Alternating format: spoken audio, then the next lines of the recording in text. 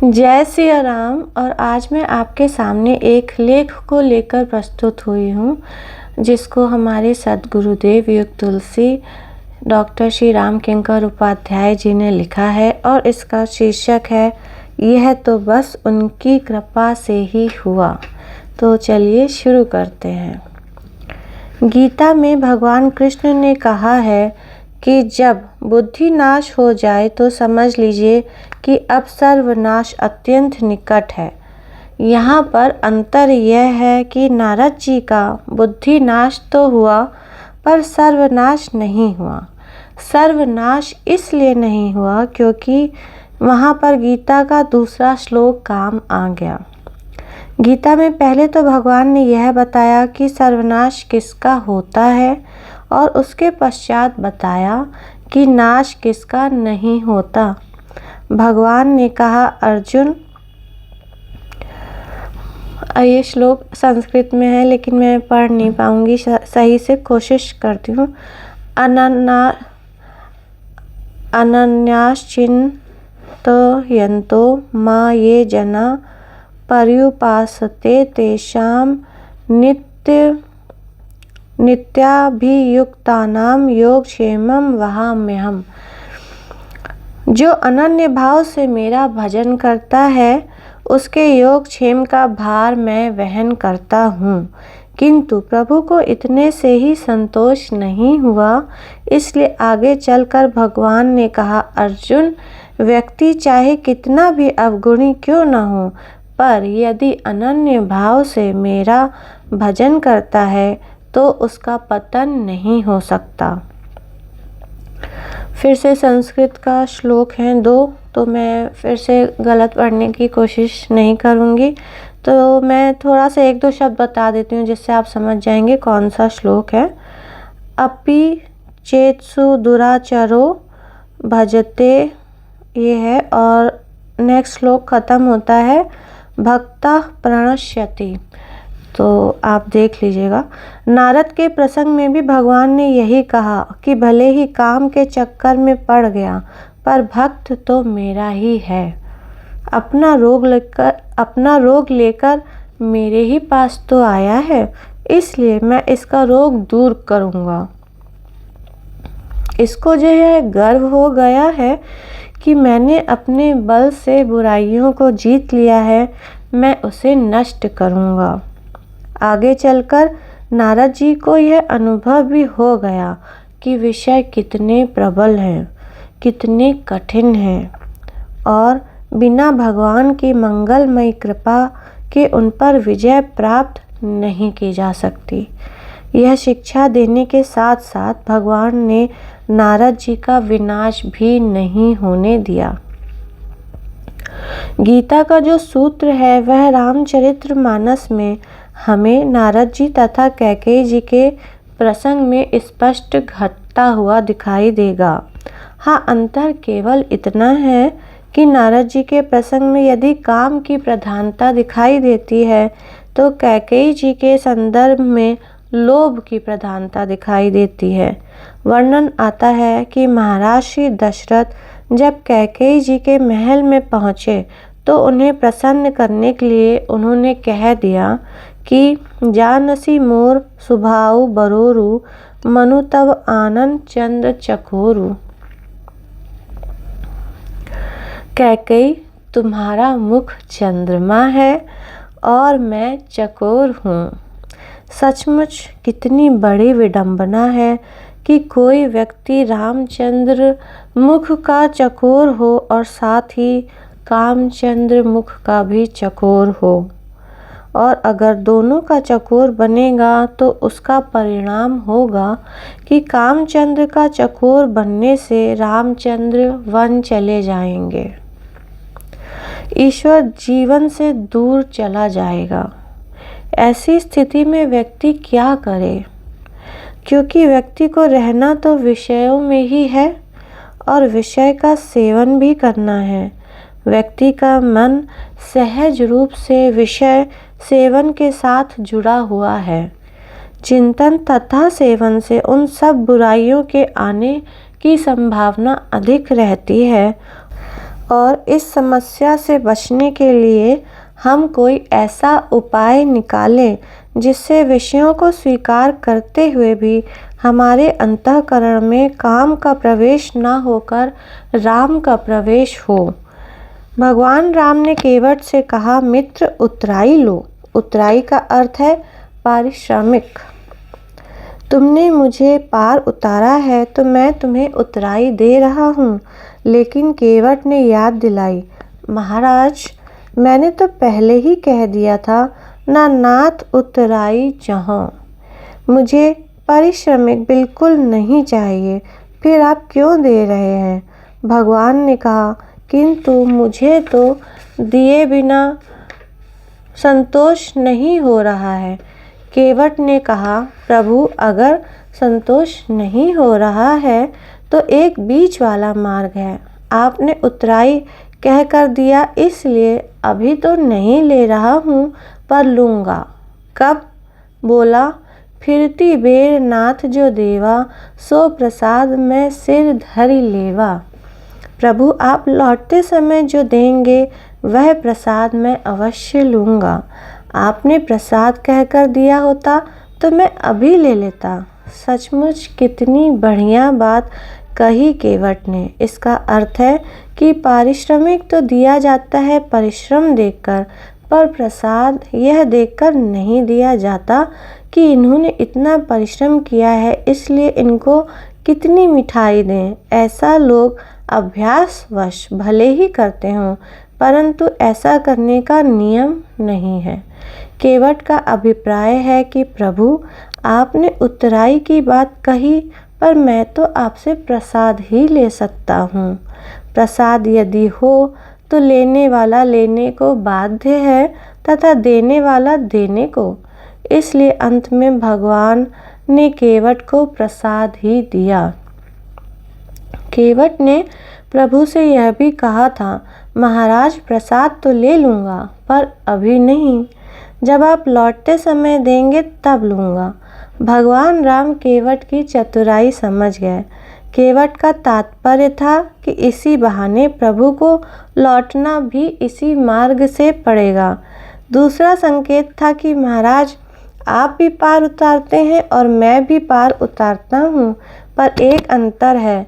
आप जब पार उतारते हैं तो आवागमन का चक्कर छूट जाता है, परंतु मैं उतारता हूँ तो चाहता हूँ कि आवागमन बना रहे, छूटने ना पाए।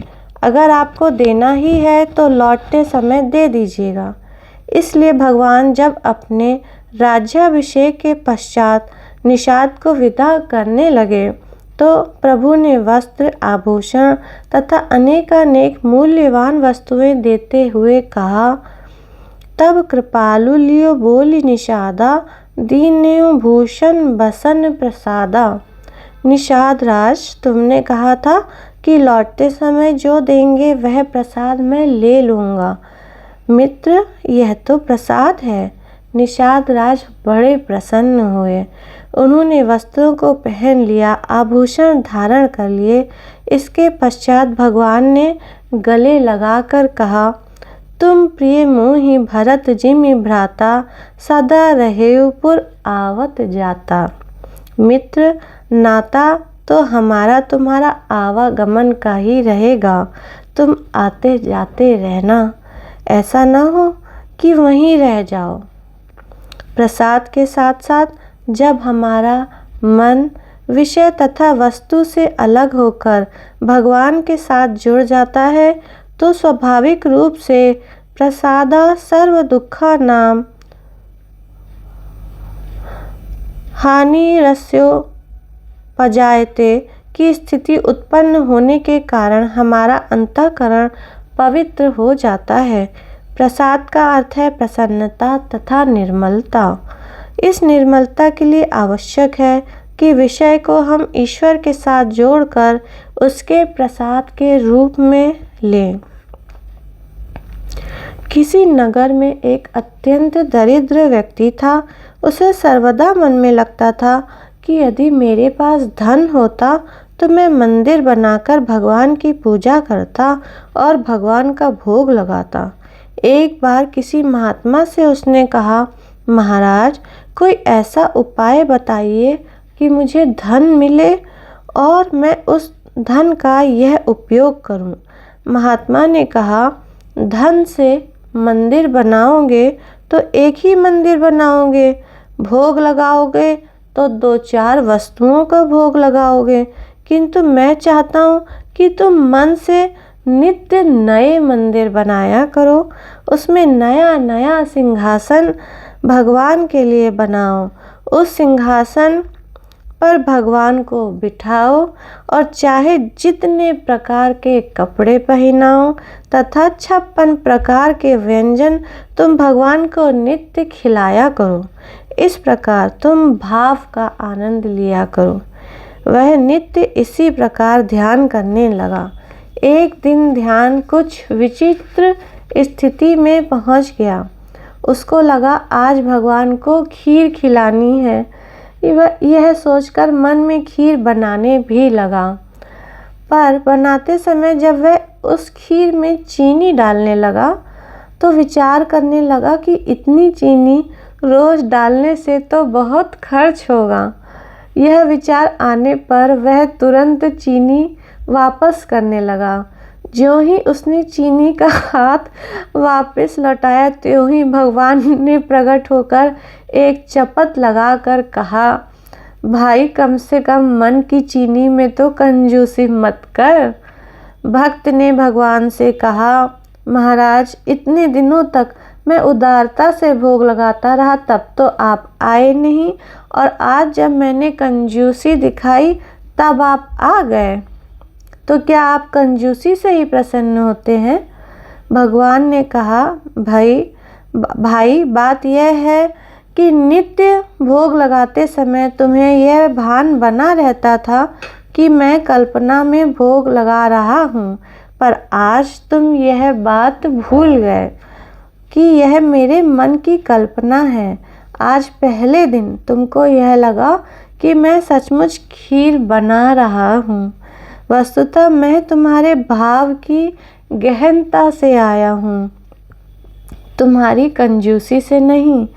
इसका अभिप्राय है कि यह जो अभ्यास है, पूजा की विधियाँ हैं, उनकी अंतिम परिणति यही है। यही भाव की प्रगाढ़ता कौशल्या अम्बा के साथ भी दिखाई देती है। जिस समय श्री हनुमान जी से भगवान श्री राघवेंद्र का मिलन होता है, उस समय श्री हनुमान जी ने प्रभु के चरणों में नमन करते हुए कहा कि ता पर मैं रघुबीर दुहाई, जानऊ नहीं कछु भजन उपाय। प्रभु, मैं आपकी दुहाई देकर कहता हूँ कि भजन कैसे किया जाता है, इसका मुझे कोई ज्ञान नहीं है। श्री हनुमान जी भगवान शंकर के अवतार हैं और भगवान शंकर सारे ब्रह्मांड के गुरु हैं। तुम त्रिभुवन गुरु वेद बखाना। जब श्री हनुमान जी यह पूछते हैं कि आपका भजन कैसे करना चाहिए, तो मानो त्रिभुवन गुरु होते हुए भी उन्होंने निर्णय किया कि प्रभु से जिन अनेक नातों को जोड़ना है, उनमें एक नाता गुरु तथा शिष्य का भी होना चाहिए। इसीलिए श्री हनुमान जी ने भगवान के समक्ष शिष्य भाव से यह प्रश्न रखा। प्रत्युत्तर में भगवान श्री राम ने उस नाते को स्वीकार किया तथा श्री हनुमान जी को उपदेश दिया कि वस्तुतः भक्ति क्या है, भजन क्या है। भगवान श्री राघवेंद्र कहते हैं कि हनुमान, भक्ति तो अनन्य होनी चाहिए। अनन्य शब्द का अर्थ है जहाँ कोई अन्य ना हो। साधारण अर्थों में प्रचलित यही है कि एक देवता में प्रीति होना, यही अनन्यता है। पर भगवान राम ने अनन्यता की यह परिभाषा स्वीकार नहीं की। प्रभु का अभिप्राय है कि जब आप यह कहेंगे कि हम श्री राम को छोड़कर दूसरे को नमन नहीं करेंगे, तब इसका अर्थ है कि अन्य तो आपको दिखाई दे ही रहा है। फिर अनन्यता कहाँ है? अनन्यता का तात्पर्य यह है कि वस्तुतः एक अपने आराध्य देव को छोड़कर दूसरा कोई दिखाई ही ना दे। इस संदर्भ में एक बड़ी प्रसिद्ध गाथा कही जाती है। एक ब्रिजवासी भक्त से किसी आचार्य का बड़ी विनोदात्मक भाषा में वार्तालाप हो रहा था। ब्रिजवासियों की भाषा तो बड़ी अटपटी होती ही है। आचार्य ने ब्रिजवासी से पूछा कि तुम कौन हो? तो ब्रिजवासी ने अपने ढंग से पूछा कि पहले तुम बताओ, तुम कौन हो? आचार्य ने कहा कि मैं तो अनन्य हूँ। पर इस ब्रिजवासी ने कहा, मैं फनन्य हूँ। आचार्य ने आश्चर्य से पूछा, अनन्य शब्द तो सुना था, पर फनन्य क्या होता है? इस पर ब्रिजवासी ने कहा कि पहले आप अनन्य की परिभाषा बताइए। आचार्य ने अनेक देवी देवताओं का नाम लेकर कहा कि मैं इनमें से किसी को नहीं मानता। मैं तो एकमात्र अपने इष्ट श्री कृष्ण को ही मानता हूँ, इसलिए अनन्य हूँ। तब ब्रिजवासी ने कहा कि आपको तो इतने नाम याद भी हैं, पर मुझे तो श्री कृष्ण को छोड़कर किसी अन्य के नाम का भी पता नहीं है, इसीलिए मैं फनन्य हूँ। ब्रिजवासी का अभिप्राय था कि नाम आपको तो बहुतों का याद है और फिर भी आप कह रहे हैं कि मैं किसी को नहीं मानता। किंतु निषेध में समस्या यह है कि जिसका निषेध किया जाता है उसका चिंतन तो और प्रबलता से होता है। श्री हनुमान जी के समक्ष प्रभु ने अनन्यता की जो परिभाषा की वह बड़ी तात्विक तथा समझ में आने योग्य है। सो अनन्य अति जाके मति न टरई हनुमंत, मैं सेवक सचराचर रूप स्वामी भगवंत। हनुमान सारे ब्रह्मांड में एकमात्र प्रभु ही विद्यमान है और मैं उनका दास हूँ। जिसके अंतःकरण में ऐसी सुबुद्धि है वह सच्चे अर्थों में मेरा अनन्य भक्त है। अब यहाँ पर दुर्बुद्धि लिखा हुआ था तो इतनी भयंकर मिसप्रिंट हो जाती है। इसका अभिप्राय है कि अपने इष्ट को छोड़कर किसी अन्य का दिखाई न देना ही अनन्यता है। काकभूषुंडी जी ने अपनी आत्मकथा सुनाते हुए गरुड़ जी को बताया कि मैं शंकर जी के मंदिर में बैठा हुआ शंकर जी के नाम का जप कर रहा था। जब मेरे गुरु जी आए तो मैं उठकर खड़ा नहीं हुआ और इस अपराध के कारण शंकर जी ने मुझे शाप दे दिया। गरुड़ जी ने कहा, महाराज, जप की तो परंपरा यही है कि आसन पर सुदृढ़ भाव से बैठकर जप में डूब जाना चाहिए। जब आप जप में इतने तन्मय हो गए कि उठे नहीं, तो फिर इसमें शंकर जी को रुष्ट होने की क्या आवश्यकता थी? किंतु काकभूषुंडी जी ने कहा, गरुड़ जी, अगर मैं तन्मयता के कारण ना उठ पाया होता या फिर मैंने देखा ही ना होता कि गुरु जी कब आए और तब ना खड़ा होता, तब तो कोई बात ही नहीं थी। पर विचित्रता यह थी कि उनको आते देखकर मैंने तन्मयता का नाटक करते हुए आंखें और जोर से मूंद लीं। दिखाया तो मैंने ऐसा कि न जाने कितना तन्मय हो रहा हूँ जप में, पर वस्तुतः मुझ में अभिमान का उदय हो गया था।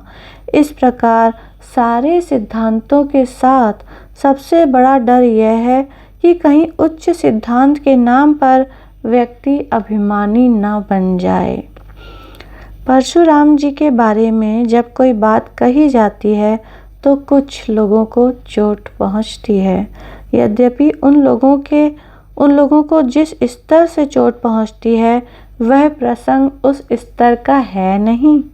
यदि हम जातीय आधार को मानकर सोचें कि तुलसीदास जी ने क्षत्रिय राम के द्वारा ब्राह्मण परशुराम का अपमान करा दिया, इसलिए यह प्रसंग तो बड़ा अनर्थकारी है। मैं तो आपसे यही कहूँगा कि इस प्रसंग को आप भगवान श्री राम की जय अथवा परशुराम जी की पराजय के रूप में मत देखिए, क्योंकि इस दृष्टि से देखने पर तो जातीय युद्ध दिखाई देगा। आजकल यह रोग बहुत ज़्यादा फैला हुआ है। लोग हर घटना को वर्ग, जाति तथा व्यक्ति की दृष्टि से देखने लगे हैं। यह दृष्टि अत्यंत दुर्भाग्यपूर्ण है। इस प्रसंग का नाम लक्ष्मण परशुराम संवाद तो हमने रख दिया है, पर गोस्वामी जी ने इसका नाम राम राम संवाद रखा है। प्रभु ही सौंपी सारंग मुनि दीन सुआशीर्वाद, जय मंगल सूचक सगुन राम राम संवाद। रामाज्ञा प्रश्न।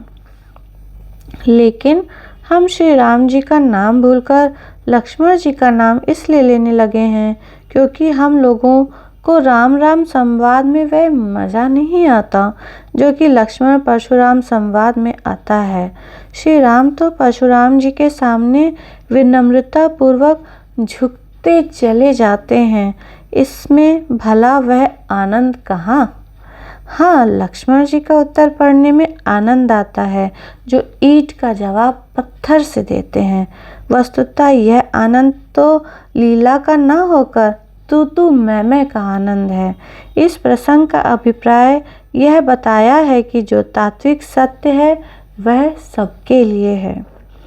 जब यह कहा जाता है कि सारे संसार में ईश्वर ही विद्यमान है और परशुराम जी तो स्वयं अवतार ही हैं, पर उन्होंने भी अपने जीवन में कुछ समय के लिए अभिनय में यह बात स्वीकार कर ली, जिसके कारण लीला का यह क्रम सामने आया। परशुराम जी ने अंत में यह अर्थ बिल्कुल नहीं लिया कि मैं श्री राम से हार गया, मेरा अपमान हो गया। एक क्षत्रिय विरोधी का भरी सभा में इस प्रकार अपमान किया, बल्कि वे तो अत्यंत प्रसन्न हुए। जाना राम प्रभाव तब पुलक प्रफुल्लित गात, जो रिपानी बोले वचन प्रीति न हृदय समात। यह श्री राम की विजय है कि परशुराम की? इसका सीधा सा उत्तर है कि यह तो दोनों की ही विजय है। श्री राम की विजय यह है कि परशुराम जी के चरणों में साष्टांग प्रणाम करने में संकोच नहीं करते, और परशुराम जी की विजय तब हुई जब उन्होंने भरी सभा में उनकी स्तुति की, जिनका जन्म भौतिक दृष्टि से क्षत्रिय जाति में हुआ है। परशुराम जी से किसी ने पूछा, महाराज आपका धनुष भी चला गया, फिर भी आप तो बड़े प्रसन्न दिखाई दे रहे हैं। उन्होंने कहा, भाई अगर हम बहुत दिनों से कंधे पर बोझ ढो रहे हों और अचानक कोई बोझ ढोने वाला मिल जाए तो प्रसन्नता होती है कि बुरा लगता है। इसी प्रकार बहुत दिनों से मैंने जिस धनुष का बोझ उठाया, आज उसे श्री राम ने ले लिया। जिस उद्देश्य के लिए धनुष था उसके कार्य को अब श्री राम पूरा करेंगे। मेरा भार हल्का हो गया। भार हल्का होने का अभिप्राय है अहंकार का विनाश, क्योंकि सारा भार तो अभिमान का ही होता है। श्री राम के विषय में आप पढ़ते हैं कि वे जब रावण, कुंभकर्ण आदि का वध करते हैं तो उन्हें अपने में लीन कर लेते हैं। इसका अभिप्राय है कि एक राम वे हैं जो चाहते हैं कि सब राम हो जाएं, और दूसरे राम वे बन गए जो कहते हैं मुझे छोड़कर यह दूसरा राम कौन आ गया। महाराज श्री दशरथ ने सोचा था कि राम राज्य तब बनेगा जब राम सिंहासन पर बैठेंगे, पर भगवान राम का तात्पर्य था कि अकेले राम से राम राज्य नहीं बनेगा। वस्तुतः राम राज्य तो तब बनेगा जब संसार के सभी जीव राम हो जाएंगे। इसीलिए भगवान राम की वन यात्रा होती है, जो कि सबको राम बनाने की यात्रा है। इस यात्रा में वे निषाद से प्रारंभ करके रावण तक सबको राम बना देते हैं। तब कहीं जाकर अंत में राम राज्य बनता है। इसका सीधा सा अभिप्राय है कि असीम जब अपने आप को सीमा में घेर लेगा तो वह अपने आप को स्वयं ही छोटा बना लेगा।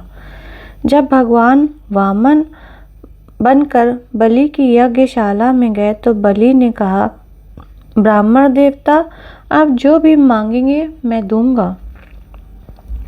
किंतु शुक्राचार्य जी ने तुरंत पहचान लिया कि वे भगवान विष्णु ही ब्राह्मण बनकर आए हैं। उन्होंने तुरंत बलि का हाथ पकड़कर कहा, चलो जरा भीतर, अकेले में बात करेंगे। अंदर जाकर पूछा कि जानते हो ये कौन है? बलि ने कहा, गुरुदेव, मुझे तो ये कोई विद्वान ब्रह्मचारी अत्यंत तेजस्वी ब्राह्मण लग रहे हैं। उन्होंने कहा, नहीं नहीं, ये तो साक्षात भगवान हैं, जो ब्राह्मण का वेश बनाकर तुम्हारी सारी संपत्ति दान में लेने के लिए आए हैं। इसलिए इनसे जाकर कह दो कि मैं आपको दान नहीं दूंगा। किंतु बलि ने गुरुजी के चरणों को पकड़कर बहुत सुंदर बात कही। बलि ने कहा, गुरुजी, आपका गुरु होना सार्थक है, क्योंकि जीव ईश्वर को नहीं पहचानता, गुरु ही उसको दिखलाता है। जिन्हें मैं साधारण ब्रह्मचारी समझ बैठा था, आपने बता दिया कि ये भगवान हैं। यह आपकी बड़ी कृपा हुई गुरुदेव। आपने ही तो मुझे बताया था कि ईश्वर सर्वशक्तिमान है। वे यदि चाहते तो मुझसे छीन भी सकते थे, पर उन्होंने छीना नहीं, अपितु दान लेने आए। इसलिए यह तो बड़ा अच्छा अवसर है कि हम दानी बन जाएं। शुक्राचार्य जी को क्रोध आ गया तथा क्रोध में आकर उन्होंने शाप दे दिया कि तेरी सारी संपत्ति नष्ट हो जाए। बलि ने हंसते हुए चरण पकड़कर कहा, गुरुदेव, लगता है ईश्वर की इच्छा आपके मुंह से भी बोलने लगी। पहले तो आपको चिंता यह थी कि मेरी संपत्ति कैसे बचे, किंतु अब आपने ही संपत्ति नष्ट होने का शाप दे दिया। क्रोध में आकर कभी पिता बालक को भले ही कह दे, जा मर जा, पर उसके जरा सा स्वस्थ होते ही तुरंत दवा की चिंता करने लग जाता है। इसी प्रकार शुक्राचार्य जी ने शाप तो दे दिया, किंतु शिष्य के प्रति उनकी ममता समाप्त नहीं हुई। इसलिए बलि जब दान देने चले तो तुरंत शुक्राचार्य जी कमंडलू की टोटी में जाकर बैठ गए कि जब जल ही नहीं गिरेगा तो संकल्प भी नहीं बोला जाएगा। यदि संकल्प नहीं बोला जाएगा तो हमारे यजमान की संपत्ति नहीं जाएगी। बस यही आसक्ति है। किंतु भगवान ने तुरंत मुस्कुराकर एक कुश ले लिया और जो ही उन्होंने कुश को उस छिद्र में चलाया तो शुक्राचार्य जी की एक आंख फूट गई और वे वहां से निकलकर बाहर आ गए। संकल्प पूर्ण हुआ और भगवान ने सारा राज्य ले लिया। शुक्राचार्य जी ने उल्हाना देते हुए भगवान से कहा, महाराज, आपने तो मेरी एक आंख फोड़ दी, उसके लिए आपने कुश का ही प्रयोग क्यों किया? भगवान ने हंसकर कहा कि व्यक्ति के पास जैसी दो आंखें बाहर हैं, वैसी ही दो आंखें भीतर भी हैं, और वे दोनों आंखें हैं ज्ञान, विराग, नयन और गारी। एक ज्ञान की आंख तथा दूसरी वैराग्य की। भगवान ने कहा, शुक्राचार्य जी, आपकी ज्ञान वाली आंख तो बिल्कुल ठीक थी, क्योंकि बलि मुझे नहीं जान सका और आप पहचान गए, पर ये वैराग्य वाली आंख तो बिल्कुल फूटी हुई थी। अगर ठीक होती तो क्या आप यह कहते कि भगवान को ना दो? बल्कि गुरु शिष्य को शिक्षा देता है कि सब कुछ भगवान का है, भगवान को अर्पित कर दो। इसीलिए मैंने आपकी वह आंख फोड़ दी। मैं यदि चाहता तो सुदर्शन चक्र से भी आपकी आंख फोड़ सकता था, पर मैंने आपकी आंख आपके द्वारा ही लाई हुई वस्तु कुश से फोड़ी, और इस कार्य के पीछे भगवान का अभिप्राय बड़ा ही सुंदर था। कुश का अगला भाग बड़ा नुकीला होता है, अगर किसी व्यक्ति की बुद्धि बड़ी कुशाग्र है अर्थात कुश के समान पैनी है। भगवान ने कुश के उसी नुकीले भाग को चला दिया मानो भगवान ने शुक्राचार्य जी से कहा कि आपकी कुशाग्रता ने ही तो आपकी आंख फोड़ दी। दृष्टि सचमुच आपकी इतनी पैनी थी कि आपने मुझे पहचान लिया, पर पहचानने के बाद जो सिखाना चाहिए था वह नहीं सिखाया। इसका सांकेतिक अभिप्राय यह है कि अगर ब्राह्मण भी उचित शिक्षा न देकर स्वार्थपरता की शिक्षा दे तो वह भी बड़े से बड़ा दंड प्राप्त कर सकता है, जैसे रावण ने प्राप्त किया और जैसे शुक्राचार्य जी को एकांगी दृष्टि के दंड के रूप में एकाक्ष होना पड़ा। वर्णन यह आता है कि भगवान शंकर ने गणेश जी को यह सिर हाथी का दिया है। पहले गणेश जी की आकृति थी, शरीर था, उसमें सिर हाथी का नहीं था। वे तो देखने में बड़े सुंदर थे, लेकिन कहा जाता है कि पार्वती जी भीतर स्नान कर रही थीं और गणेश जी को पहरे पर खड़ा करके पार्वती जी ने उनसे कह दिया था कि कोई भीतर न आने पाए। पार्वती जी श्रद्धा हैं तथा गणेश विवेक के देवता हैं। श्रद्धा के स्नान का तात्पर्य है निर्मलता, और जब वे स्नान कर रही हैं तो बुद्धि विवेक के देवता को बाहर खड़ा कर दिया कि कोई प्रवेश न करने पाए। गणेश जी सजग भाव से खड़े हो गए। आगे समस्या तब आई जब अचानक भगवान शंकर आ गए। गणेश जी को यही याद रहा कि माँ का आदेश है कि कोई भीतर न आने पाए। उन्होंने भगवान शंकर से कहा कि रुक जाओ। शंकर जी ने पूछा, तुम कौन हो और मुझे क्यों रोक रहे हो? गणेश जी ने कहा, पार्वती जी मेरी माँ है और मैं उनकी आज्ञा से ही रोक रहा हूँ। भगवान शंकर ने कहा, मुझे पहचानते हो कि मैं कौन? बोले, नहीं, माँ की आज्ञा तो आज्ञा है। मानो बुद्धि के देवता ने आज्ञा का अर्थ केवल शब्द में ही ले लिया, और जैसा कि कई लोग ले लेते हैं, कई लोग बेचारे शब्द को ही पकड़ कर बैठ जाते हैं। इसी प्रकार गणेश जी ने भी शब्द को पकड़ लिया और बोले, आप अंदर नहीं जाने पाएंगे। तब भगवान शंकर ने तुरंत गणेश जी का सिर काट दिया।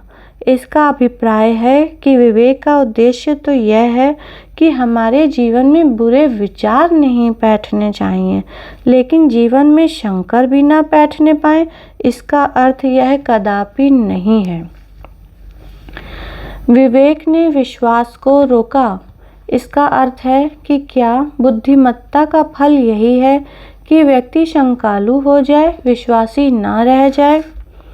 वस्तुतः ऐसा विवेक तो किसी काम का नहीं है। इसलिए भगवान शंकर ने सिर काट दिया। जब पार्वती जी गणेश जी के सिर कटने पर आंसू बहाने लगीं तो भगवान शंकर ने कहा, अच्छा, गणेश के सिर पर अब मैं नया सिर जोड़ देता हूँ। यद्यपि गणेश जी का पुराना सिर भी वहीं पड़ा हुआ था। शंकर जी अगर चाहते तो उसी को जोड़ देते, लेकिन उन्होंने ऐसा नहीं किया। पुराना सिर तो भगवान शंकर ने केवल रावण को ही लौटाया और किसी को नहीं लौटाया। यद्यपि भगवान शंकर ने जब अपने ससुर दक्ष का सिर काटा तो उनका भी सिर बदल दिया, और अपने बेटे का सिर काटा तो वह सिर भी बदल दिया। ससुर के सिर में जो सिर लगाया वह था अज, बकरे का, और गणेश जी को सिर लगा दिया गज, हाथी का। लेकिन रावण का सिर नहीं बदला। मानो शंकर जी का तात्पर्य था कि रावण, तुम्हें अपना सिर इतना पसंद है कि तुम अपने से ज़्यादा किसी को बुद्धिमान तो मानते ही नहीं हो, इसलिए तुम्हें किसी नए सिर की आवश्यकता नहीं है। तुम तो अपने ही सिर में मगन हो। भगवान शंकर का अभिप्राय था कि बुद्धि तो रहे पर उसमें अभिमान न हो। हाथी का सिर जोड़ने का अर्थ है कि व्यक्ति में तो बुद्धिमत्ता का अभिमान होता है पर पशुओं में नहीं होता। इसलिए ऐसा विवेक चाहिए जिसमें बुद्धि का अभिमान ना हो, जिसमें अंकुश हो, पाश हो, मुदिता वृत्ति हो तथा जिसका पेट बड़ा विशाल हो।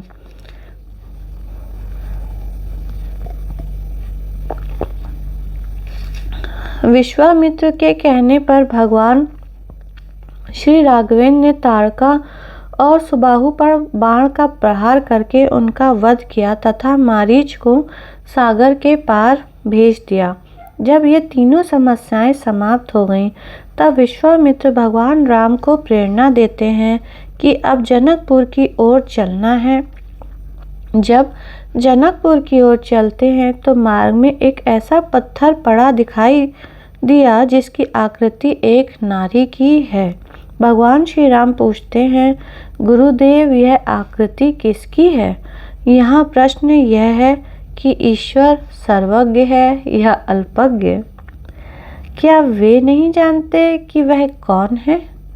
इसका अभिप्राय यह है कि भगवान तो सर्वज्ञ हैं। हमारे जीवन में जो कुछ हो रहा है वह सब वे जानते हैं, पर इतना होते हुए भी ना तो वे उसे रोकने की चेष्टा करते हुए दिखाई देते हैं और ना मिटाने की। भगवान राम गुरु जी की ओर देखते हैं और तब गुरु जी की भूमिका फिर सामने आती है। वे चाहते तो अहल्या की कथा को इस ढंग से सुना सकते थे कि इसे महर्षि गौतम ने शाप दे दिया था, इसलिए यह पत्थर बन गई है, यह जड़ है। पर उन्होंने पत्थर में भी गुण ढूंढ लिया। वे कहते हैं कि गौतम नारी साप बस उपल देह धरि धीर, चरण कमल रज चाहती, कृपा करहूँ रघुबीर। प्रभु देखिए कितनी अडिग है, यह इधर उधर कहीं नहीं जा रही है। यद्यपि पत्थर जाएगा कहाँ, पर गुरु की दृष्टि यही है। वे भगवान से कहते हैं कि महाराज एक क्षण के लिए डिग गई तो गौतम जी ने पत्थर बना दिया, पर अब इतने वर्षों से अडिग होकर आपकी प्रतीक्षा कर रही है। अब तो आप कृपा कीजिए। वस्तुतः यह अहिल्या प्रत्येक साधक के जीवन में है। यह अहिल्या कौन है, इस पर जरा विचार कीजिए। गोस्वामी जी ने एक दिन भगवान से कहा, महाराज मैंने सुना है कि आपने अहिल्या का उद्धार किया है। प्रभु ने कहा, हाँ हाँ, त्रेता युग में किया था, पर तुम अहिल्या की याद क्यों कर रहे हो? उन्होंने कहा, महाराज मेरे पास भी एक अहिल्या है, अगर आप उसे तार दें तो हम समझेंगे कि हाँ आपने सचमुच तारा होगा। भगवान श्री राघवेंद्र ने जब कहा कि कौन सी अहिल्या तुम्हारे पास है, तो विनय पत्रिका में गोस्वामी जी ने उसका परिचय देते हुए कहा, सहस सिलाहु ते जड़मती। भाई मेरी बुद्धि जो है वह हजारों अहिल्याओं से अधिक जड़ हो गई है। हजारों अहिल्याओं से अधिक जड़ कहने का अभिप्राय है कि अहिल्या ने जीवन में एक बार भूल की तो एक बार पत्थर बनी, लेकिन हमारी बुद्धि तो नित्य भूल कर रही है, इसलिए उसमें कितनी अधिक जड़ता आ गई होगी, आप कल्पना कर लीजिए।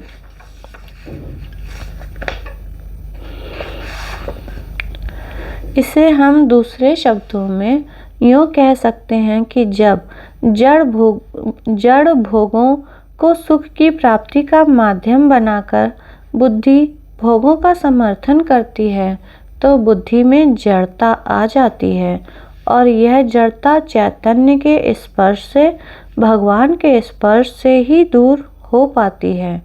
जब दुराशा मिट गई, दुख मिट गए, दोष दूर चला गया तथा बुद्धि की जड़ता मिट गई, तब इसके पश्चात जनकपुर में भगवान श्री राम का प्रवेश होता है। मानव साधना का यही क्रम है तथा गुरु का सबसे बड़ा यही चमत्कार है कि वह हमारे जीवन की दुराशा को समाप्त कर, दोष को मिटाकर दुख को दूर कर देता है। बुद्धि में जो भोग आसक्ति की जड़ता है उसे भी समाप्त कर दिव्य चैतन्य का संचार कर देता है और इतने काम कराने के पश्चात जनकपुर ले जाता है।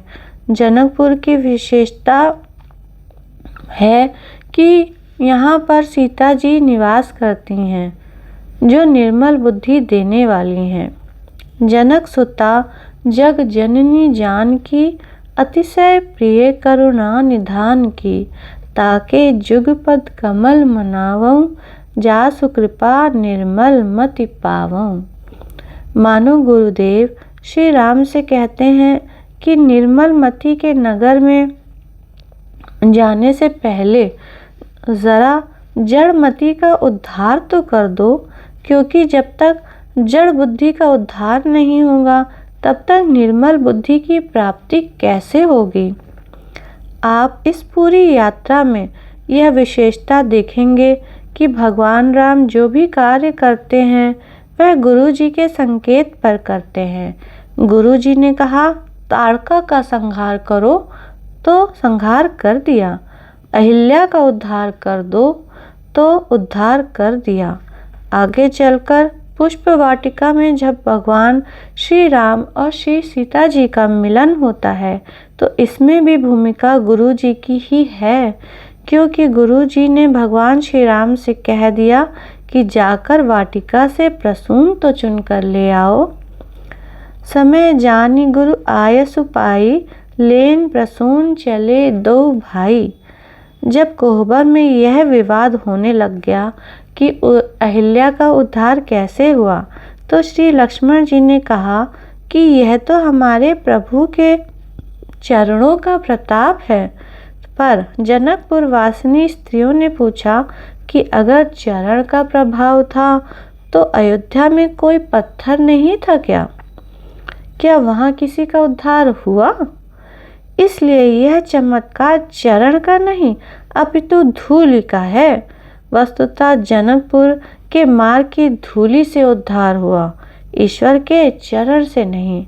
लक्ष्मण जी ने कहा कि अगर धूलि में चमत्कार है तो फिर अहिल्या तो न जाने कब से पड़ी हुई थी और धूलि का स्पर्श तो उसे हो ही रहा था, तब उसका उद्धार क्यों नहीं हुआ।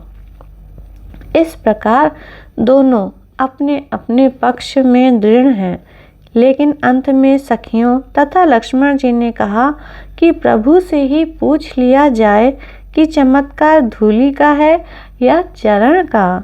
जब प्रभु से पूछा गया तो उन्होंने कहा कि भाई चमत्कार धूलि या चरण का जो भी रहा हो, किंतु असली चमत्कार तो हमारे गुरु जी का है, जिन्होंने चरण और धूलि को मिलाया तथा उद्धार करने का आदेश दिया। यह तो बस उनकी कृपा से ही हुआ। इसका अभिप्राय है कि अंतर जीवन में आध्यात्मिक पूर्णता के लिए हमारे जीवन का अहंकार कैसे मिटे, बुद्धि की जड़ता कैसे समाप्त हो तथा मन की दुराशा कैसे मिटे, इसके लिए गुरु के चरणों में नमन की आवश्यकता है। इसके साथ ही यह लेख पूरा होता है। मुझे इसको पढ़ते समय बहुत आनंद आया। आपको कैसा लगा अवश्य कमेंट में बताएं, और क्या आपको विशेष बात सीखने को मिली यह भी अवश्य बताएं। तो इसी के साथ मैं विदा लेती हूँ। बोलिए सियावर रामचंद्र भगवान की जय। बोलिए सद्गुरुदेव भगवान की जय। सद्गुरुदेव भगवान अमर है। जय जय श्री सीताराम।